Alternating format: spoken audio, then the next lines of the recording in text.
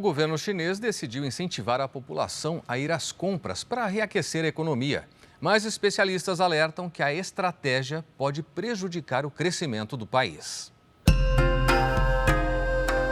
A economia chinesa desacelerou desde o estouro da bolha imobiliária no país em 2021, quando a arrecadação com impostos despencou e a dívida pública de muitas cidades se tornou insustentável.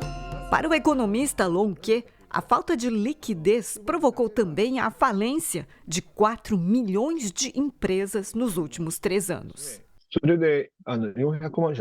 Nascido na China, especialista em consultoria para empresas e bancos do Japão, Long Ke avalia que entre os vários desafios, a China deve investir em tecnologia da informação para garantir uma sustentabilidade maior. Pela projeção do Fundo Monetário Internacional, a taxa de crescimento econômico da China, que registrava média anual de 6,7% antes da pandemia, deve cair gradualmente para 3,5% até 2028. Mas o governo chinês mantém a meta de crescimento anunciada para este ano de 5%. Segundo o primeiro-ministro do país, Li Qiang, a prioridade está no consumo interno. O governo, então, anunciou o aumento das aposentadorias dos agricultores, a redução dos preços das creches, maior assistência aos idosos, além de auxílios para facilitar moradia e a compra de eletrodomésticos. Para manter a meta de crescimento, o governo chinês vai emitir o equivalente a 695 trilhões de reais em títulos do Tesouro Nacional. Segundo economistas, a dívida vai pesar sobre a economia e pode levar o país a uma estagnação econômica. Os desafios na China aumentam conforme a população envelhece e diminui, enquanto o desemprego cresce. Em junho do ano passado, o governo parou de publicar dados sobre o desemprego de jovens entre 16 e 24 anos, quando a taxa chegou a 21%. Segundo economistas locais, o desenvolvimento de alta tecnologia e a transformação digital puxaram o crescimento industrial, que avançou mais de 10% nos primeiros meses deste ano. O resultado reverteu a queda de 2,3% registrada em 2023. Mas o excesso de capacidade produtiva da China acionou um alarme nos Estados Unidos.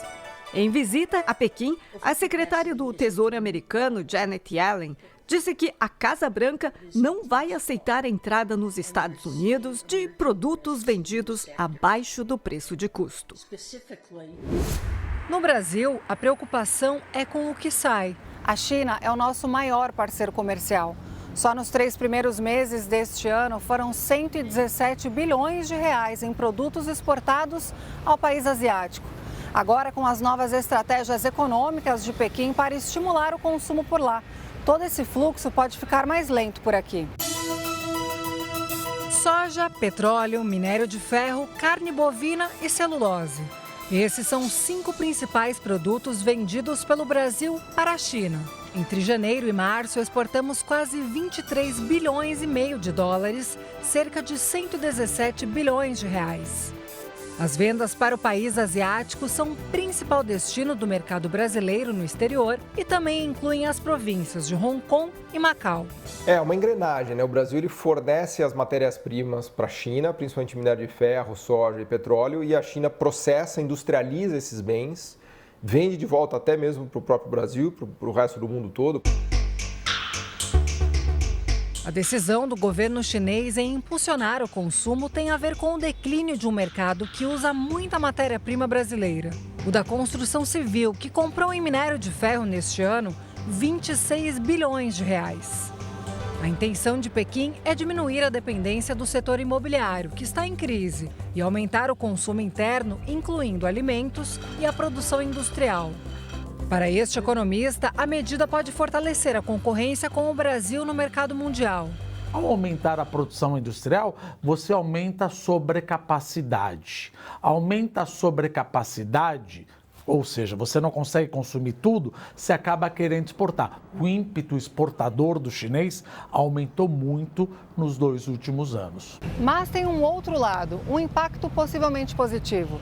O Brasil é um dos maiores exportadores de grãos e proteína animal do mundo. E a mudança da estratégia econômica da China pode beneficiar o nosso agronegócio.